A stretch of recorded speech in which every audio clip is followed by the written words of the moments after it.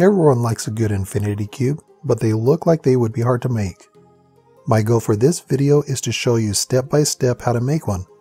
Not only that, but with the instructions that I'm giving you, you will be able to make one of any practical size without doing complicated math or calculations.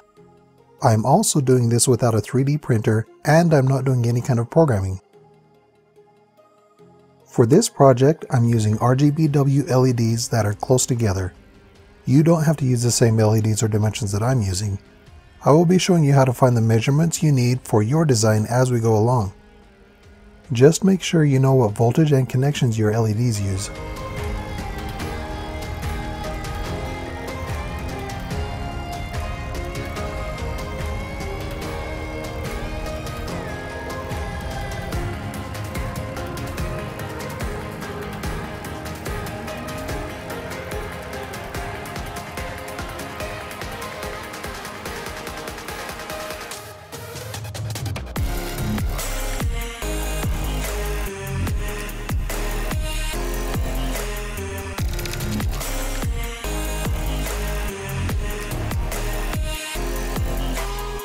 Before connecting the 12 LED strips together, I need to discuss a few things.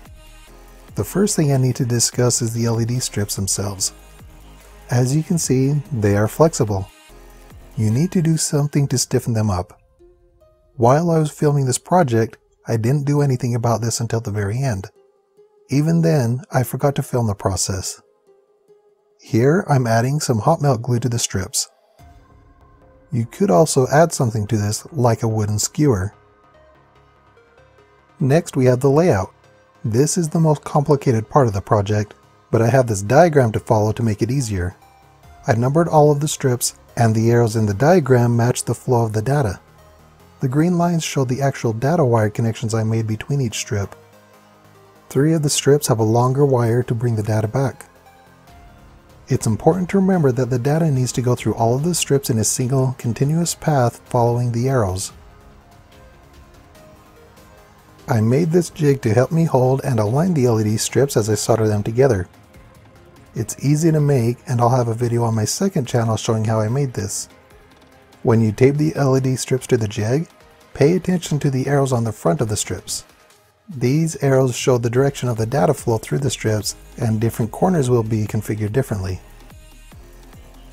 When soldering the wires to the LED strips, I do the joining data wire first. Next, I solder the power wires together. Pay close attention so that you don't accidentally solder a positive and a ground connection together. This will short out your power supply when you power it up. Double check your connections with the markings on the front of the LED strips.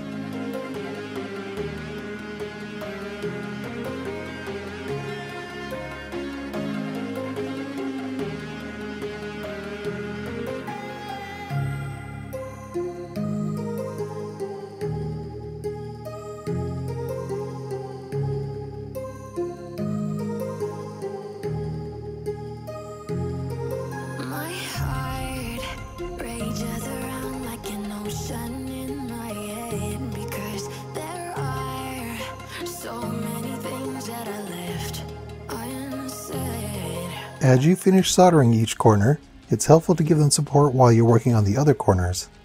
This will help prevent your wires from pulling off while you're working on the other parts.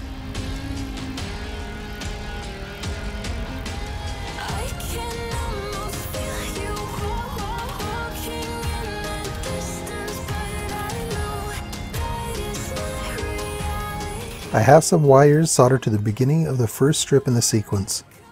The red wire is positive, the white wire is negative or ground, and the green wire is data. Your connections might be different depending on your LEDs. I connect to an LED controller to test it. All of the LEDs are lighting up, so my connections are all good. Now I can start building the box of mirrors.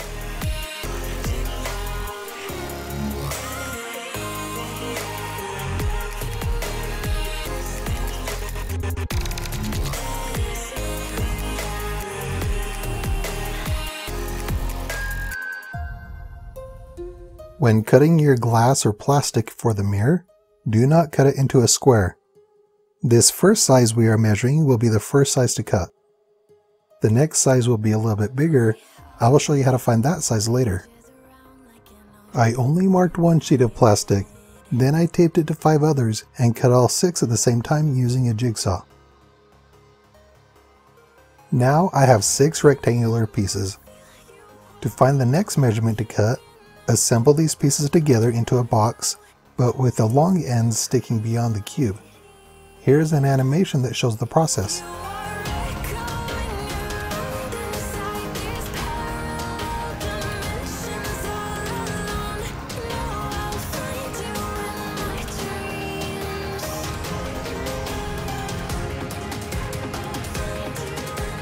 After test fitting the LED cube, we're ready to find the next measurement. Turn and rotate the box to a side that does not extend past the cube, then measure that side. This is the next size that you need to cut the plastic.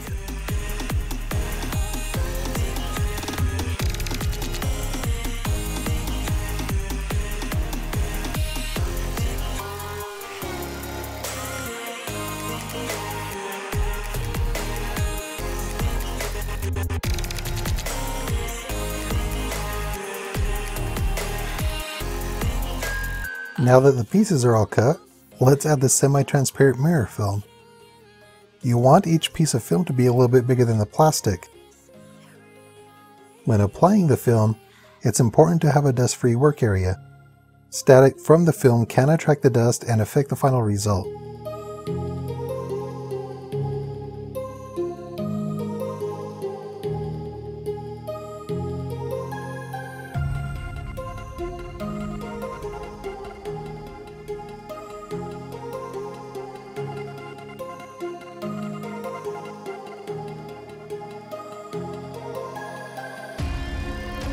After applying the film, you'll need to trim it along the edges of the plastic. It will stick to the surface better if you trim it a little bit short.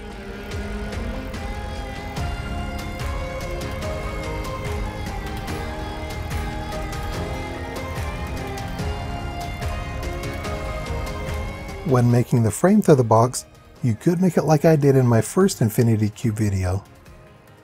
That would probably be the easiest, but I'll show you another option here. I'm drawing these lines so that you can find out how long to cut this aluminum angle.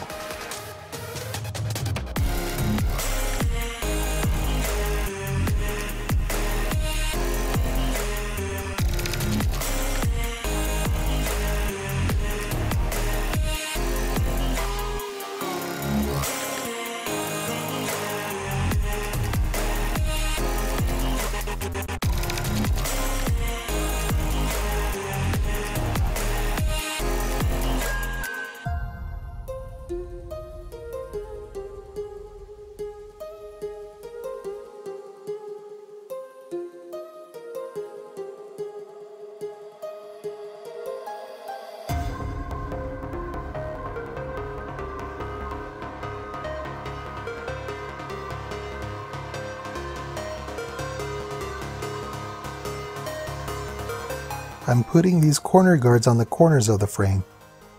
For now, I'm just doing it to the 4 corners on the bottom of the frame to hold most of it together. I still need to do some work on the box.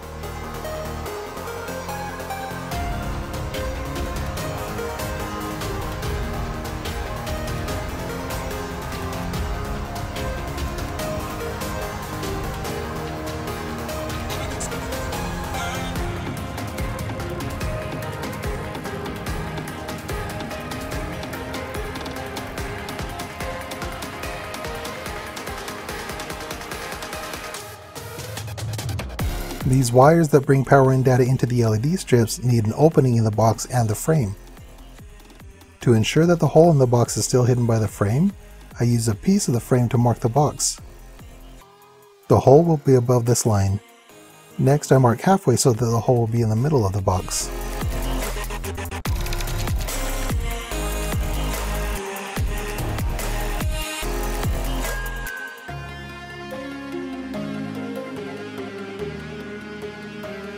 This notch that I made in the side panel needs another matching notch in the top panel. That will help keep the wires from getting pinched.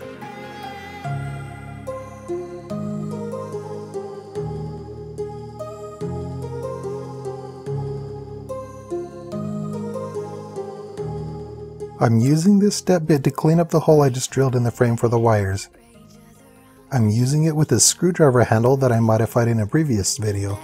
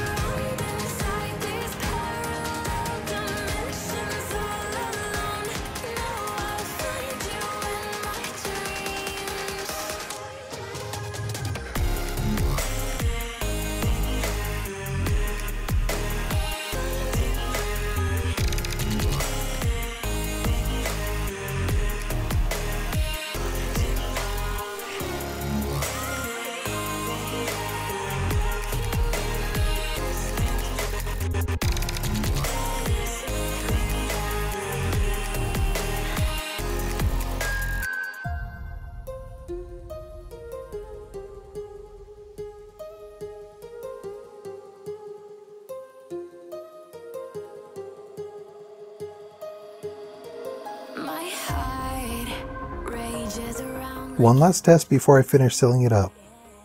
It's working, but I needed to straighten out the LED strips. I highly recommend doing that before soldering them together.